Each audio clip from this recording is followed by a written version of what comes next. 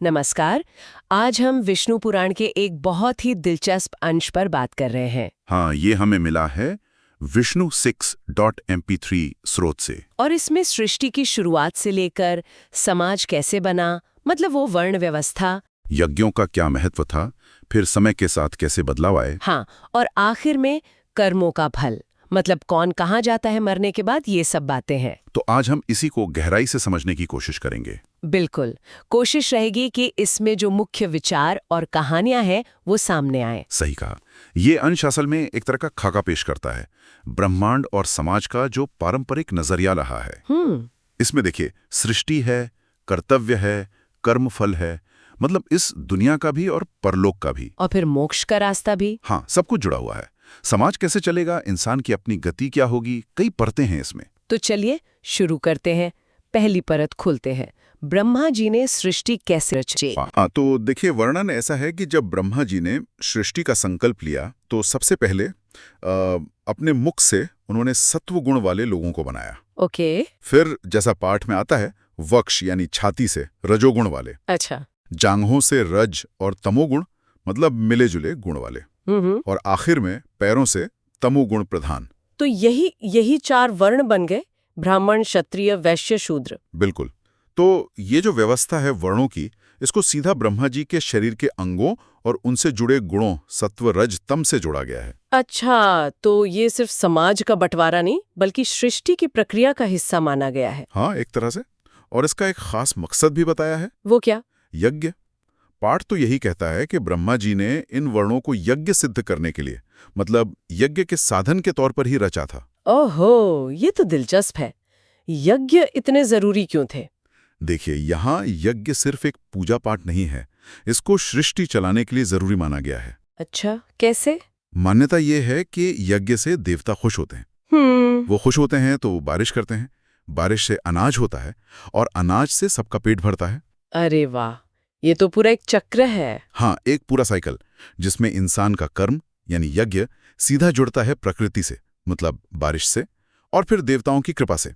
तो ये दिखाता है कि इस नजरिए में धर्म और समाज का बैलेंस बनाने में यज्ञ की बहुत बड़ी भूमिका थी। बिल्कुल। और ये भी कहा गया है कि जो सदाचारी हैं, अपने धर्म पर चलते हैं, वही सही में यज्ञ कर सकते हैं। और उससे फिर स्वर्ग या मोक्ष या जो भी लोक चाहे वो मिल सकता है। हाँ, ऐसी मान्यता है। अच्छा, तो जब ये शुरू हुई तो लोग कैसे थे? क्या वो हमारे जैसे ही थे शुरू से? हाँ, ये सवाल मेरे मन में भी था। नहीं, शुरुआती दौर का जो वर्णन है वो तो बहुत ही, कह सकते हैं, आदर्श है। कैसा?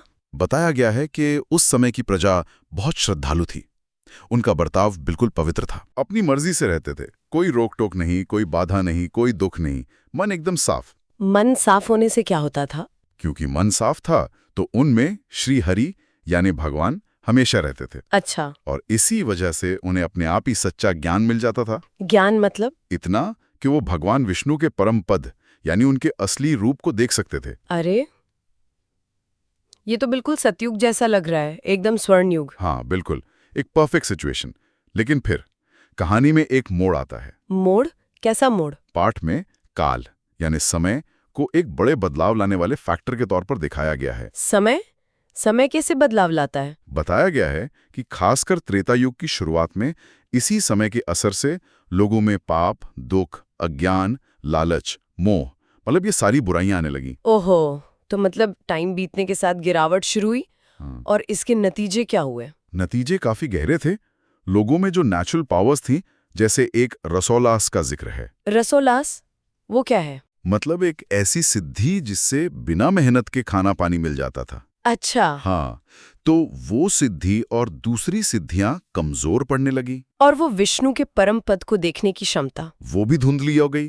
पाप बढ़ने लगा, लोग आपस में लड़ने झगड़ने लगे, तनाव, दुख, ये सब आ गया। तो ये एक तरह से उस आइडियल स्टेट से निकलकर आज की ज्यादा मुश्किल दुनिया की तरफ आने जैसा हुआ। हाँ, बिल्कुल, एक आदर्श स्थिति से ज्यादा चुनौतीपूर्ण इंसानी हालात की ओर। तो इसका मतलब ये हुआ कि इस कहानी में टाइम सिर्फ गुजरता नहीं है, वो चीजों की क्वालिटी, यहाँ तक कि इंसान के नेचर और उसकी स्पिरिचुअल क्षमता को भी बदलता है। आपने बिल्कुल सही पकड़ा। समय यहाँ सिर्फ एक नाप नहीं है, वो एक एक्टिव फोर्स है। जो दुनिया के हालात और दिशा तय करती है, वो इंसान के मन और उसकी पहुंच पर भी असर डालती है, जिससे वो उस स्वर्ण युग वाली स्थिति से नीचे आने लगता है। बाप रे, तो जब हालात इतने बदल गए, सिद्धियां चली गई, मुश्किलें बढ़ गईं, तो फिर लोगों ने जीना कैसे सीखा? मतलब इस नई मुश्किल दुनिया में एडजस्ट कैसे किया? हाँ, तो उन्होंने तरीके खोजे अपने बचाव के। जैसे रेगिस्तान में, पहाड़ों पर या पानी के पास किले बनाए, शहर बसाए, पुर जिन्हें कहते हैं छोटे कस्बे, खरवट। अच्छा, रहने की सुरक्षित जगहें बनाई। हाँ, और मौसम की मार से बचने के लिए, सर्दी गर्मी इन सब से बचने के लिए अपने लायक घर बनाए। तो एक तरह से सिविलाइजेशन की शुरुआत हुई, जिसमें सिक्योरिटी और शेल्टर जरूरी हो गए। बिल्कुल। और पेट भरने का सवाल, जाहिर है जीने के लिए कुछ कमाना, कुछ करना भी जरूरी हो गया होगा ना। हाँ, वो कैसे हुआ? यहीं पर आती है खेती और दूसरे हुनर, मतलब आर्ट्स और क्राफ्ट्स। अच्छा, एग्रीकल्चर और स्किल्स। हाँ, पाठ बताता है कि लोगों ने अपनी आजीविका, मतलब रोजमर्रा की जरूरतें पूरी करने के लिए ये तरीके अपनाए। और इसमें कुछ खास बात है? हाँ, दिलचस्प यह है कि इस अंश में बाकायदा फसलों की गिनती बताई गई है। सच में? कितनी? 17 तरह की ग्राम्य औषधियों का जिक्र है। ग्राम्य औषधि मतलब? फसलें। हाँ, फसलें जैसे धान, जौ, गेहूं, तिल, ये सब मुख्य फसलें शामिल हैं। 17 तरह की। ये तो उस समय की एग्रीकल्चरल नॉलेज का बड़ा सबूत है। बिल्कुल। और देखिए, इसे फिर से यज्ञ से कैसे जोड़ा है? यज्ञ से खेती को? हाँ, पाठ के मुताबिक यज्ञ ही इन फसलों के उगने का मुख्य कारण है। अच्छा। यज्ञ और ये फसल, ये दोनों मिलकर ही प्रजा को पालते हैं, उनकी बढ़ोतरी करते हैं। इसीलिए कहा गया है कि जो लोग लोक परलोक की बातें जानते हैं, समझते हैं, वे यज्ञ करते रहते हैं। तो मतलब मुश्किल हालात में यज्ञ की अहमियत कम नहीं हुई, बल्कि शायद बढ़ गई, क्योंकि अब वो सीधा खाने पीने जीने से जुड़ गया। हाँ, बिल्कुल सही समझे।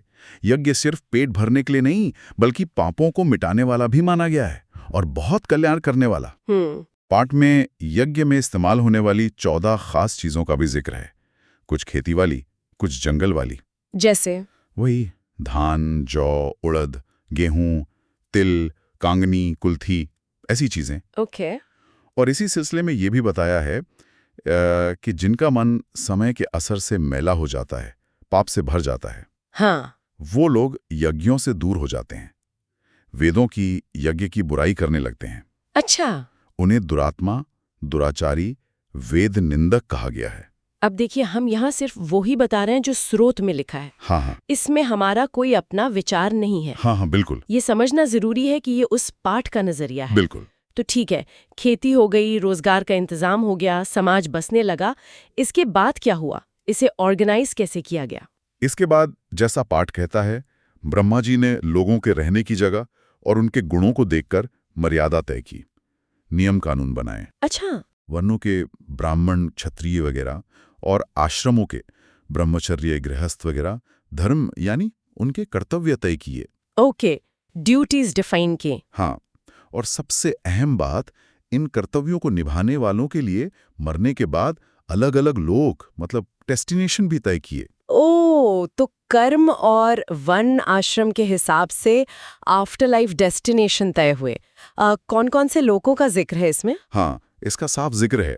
जैसे जो ब्राह्मण अपने कर्म ठीक से, निष्ठा से करते हैं, उनका स्थान बताया गया है पितृलोक। पितृलोक, ठीक है। जो क्षत्रिय युद्ध में पीठ नहीं दिखाते, हिम्मत से लड़ते हैं, उनके लिए है इंद्र का लोक। इंद्रलोक, ओके। अपने धर्म पर चलने वाले वैश्यों के लिए वायुलोक। वायुलोक। और सेवा करने वाले जो शूद्र हैं, उनके लिए गंधर्व लोक। अच्छा, तो हर वर्ण के लिए एक स्पेसिफिक लोक बताया गया है।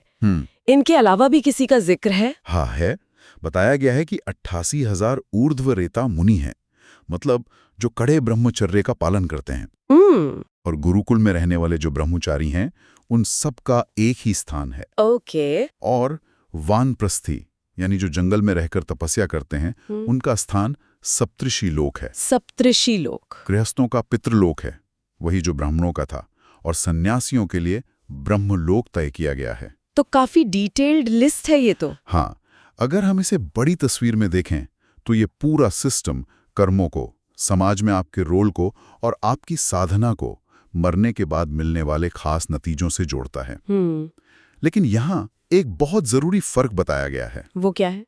इन सब लोकों से भी ऊपर एक स्थिति है योगियों का परम स्थान। योगियों का? हाँ, जिसे अमर पद कहते हैं, मतलब मोक्ष। अच्छा, लिबरेशन। हाँ, ये उन योगियों के लिए है जो आत्मा के अनुभव से ही संतुष्ट हैं, अकेले रहकर बस ईश्वर के ध्यान में मग्न रहते हैं। पाठ कहता है कि उनके उस परम स्थान को सिर्फ ज्ञानी ही देख पाते हैं। और क्या इन लोकों में, जैसे स्वर्ग वगैरह में जाने के बाद वापसी भी होती है, या हमेशा वहीं रहते हैं? नहीं, वापसी होती है। पाठ साफ कहता है कि चांद और सूरज जैसे ग्रह भी अपने अपने लोकों में जाकर वापस आ जाते हैं। अच्छा। तो इसका मतलब हुआ कि स्वर्ग जैसे लोग परमानेंट नहीं हैं, पुण्य खत्म होने पर लौटना पड़ता है। तो फिर परमानेंट क्या है? परमानेंट है मोक्ष। पाठ कहता है कि जो लोग द्वादशाक्षर मंत्र का ध्यान करते हैं, ओम नमो भगवते वासुदेवाय, वो उस मोक्ष पद से कभी वापस नहीं लौटते। ओहो, तो ये असली और हमेशा रहने वाली मुक्ति है। हाँ, इसे ही परमानेंट लिबरेशन माना गया है। तो एक तरफ कर्मों के फल के तौर पर टेम्पररी स्वर्ग जैसे लोक हैं, हाँ, दूसरी तरफ योग और भक्ति से मिलने वाला परमानेंट मोक्ष है। क्या कोई तीसरी दिशा भी है?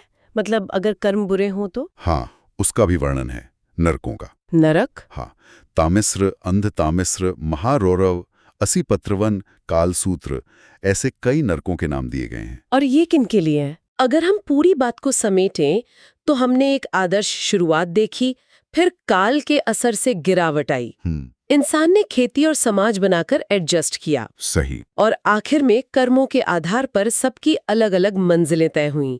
और इस पूरी व्यवस्था में यज्ञ और धर्म, यानी अपने कर्तव्य निभाना, इनकी भूमिका सबसे अहम नजर आती है। बिल्कुल सही कहा आपने। ये अंश एक ऐसी दुनिया दिखाता है जो बहुत स्ट्रक्चर्ड है। हर काम का एक सामाजिक और एक आध्यात्मिक नतीजा है। हाँ। यज्ञ यहाँ देवताओं, प्रकृति और इंसानी समाज को जोड़ने वाली एक तरह की चेन है। वर्ण आश्रम के नियम समाज चलाने और हर एक की ड्यूटी तय करने का तरीका है। और सबसे ऊपर कर्म का सिद्धांत, हाँ, जो तय करता है कि कोई स्वर्ग जाएगा, नरक, या फिर हमेशा के लिए मुक्त हो जाएगा। ये वाकई सृष्टि, समाज और जीवन के मकसद का एक बहुत गहरा नजरिया पेश करता है। हाँ, बिल्कुल।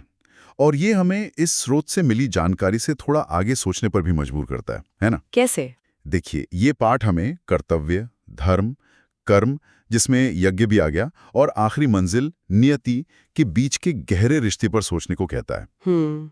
ये विषय तो भारतीय दर्शन में बहुत आता है। हाँ, बिल्कुल। अब यहाँ एक सवाल उठ सकता है जिस पर श्रोता खुद विचार कर सकते हैं। क्या? कि समाज में पहले से तय भूमिकाएं हों और कर्मों के आधार पर नियति तय हो जाए। ये जो ढांचा है, आज के समय में जहां हम इंडिविजुअल पोटेंशियल, आज़ादी, सोशल चेंज की बात करते हैं, ये उससे कितना मेल खाता है या कहाँ उससे अलग लगता है? ये सोचने वाली बात है। हाँ, ये एक दिलचस्प बिंदु है जिस पर इस चर्चा के बाद सोचा जा सकता है।